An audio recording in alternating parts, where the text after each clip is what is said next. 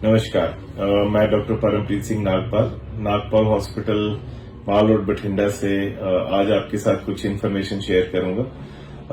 जो एक नई टेक्निक आई है घुटना बदलने में, नी रिप्लेसमेंट में, जिसको हम बोलते हैं total active joint replacement, knee replacement, उसके बारे में मैं आपको जानकारी देना चाहता हूं। ये एक कोरियन कंपनी क्यूबिस की एक खोज है, जिसमें कि हम जो टोटल एक्टिव क्यूबिस रोबोट के साथ सर्जरी करते हैं। ये एक जो कन्वेंशनल, जो एक नॉर्मल तकनीक के साथ हम सर्जरी करते हैं, उससे काफी सुपीरियर रिजल्ट्स दे रही है।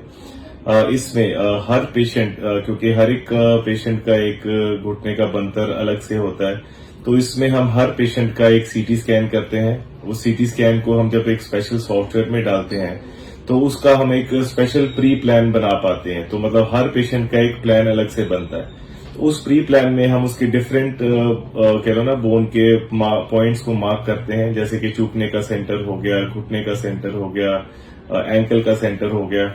इस तरीके से हम उसकी पूरी एनाटॉमी को कंप्यूटर स्क्रीन पे देख पाते हैं और ऑपरेशन से पहले एक तरह से वर्चुअल ऑपरेशन कर पाते हैं, और हम देख पाते हैं कि कौन सा घुटना उनको बेस्ट फिट आएगा, उसको किस एंगल, किस दिशा में हमें फिट करना है, वो भी हम इस कह लो प्री प्लानिंग में देख पाते हैं। जब ऑपरेशन शुरू होता है तो वहां पे एक बहुत ही एडवांस ऑप्टिकल ट्रैकिंग सिस्टम है, जिसके साथ हम सेंसर्स लगे हैं। उन सेंसर्स के थ्रू हम पूरा घुटने की एक मैपिंग करते हैं और उस मैपिंग को हम रोबोट के अंदर फीड करते हैं। जब ये सारा कुछ फीड हो जाता है तो उसके बाद उसमें हम प्लानिंग कर पाते हैं कि हम जो गैप्स हैं घुटने के, उसको बैलेंस कर पाते हैं। हमारे पास काफी वेरिएबल्स होते हैं, जैसे कि घुटने का वायरस, उसका वेल्गस, उसकी रोटेशन चेंज करना, घुटने को की हड्डी को कम या ज्यादा काटना, वो सारे ऑप्शन हमें वहां पे अवेलेबल रहते हैं, जिसको हम वहां पे मॉडिफाई करके एक हर पेशेंट के घुटने को सूट कर पाते हैं। और जब ये सारा प्लान फाइनल हो जाता है तो इस टोटली एक्टिव रोबोट को हम नी के साथ कनेक्ट करते हैं। और इसका एडवांटेज यही है कि इसकी कटिंग जो है एक सब मिलीमीटर की, 1 मिलीमीटर से भी कम लेवल तक एक्यूरेट है।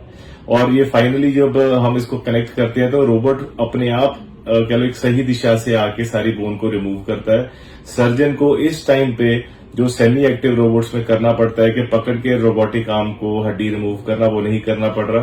तो फुली एक्टिव में इसी कारण जो प्रिसीजन है, जो एक्यूरेसी है, नियरली 100% है, बिकॉज उसमें सर्जन का जो एक मैनुअल एरर या कह लो हाथ शेक होने से जो 1-2 mm ऊपर नीचे हड्डी कट सकती है, वो हम एलिमिनेट कर देते हैं।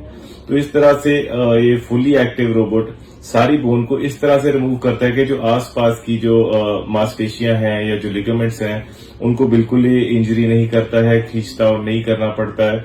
नॉर्मल सर्जरी में घुटने को हमें डिसलोकेट करके सारी हड्डी रिमूव करनी पड़ती है, जो कि रोबोटिक फुली एक्टिव में हमें नहीं करनी पड़ती। घुटना अपनी नेचुरल पोजीशन में रहता है और उसी में ही सारी बोन रिमूवल हो जाती है। तो ये काफी बायोलॉजिकल है।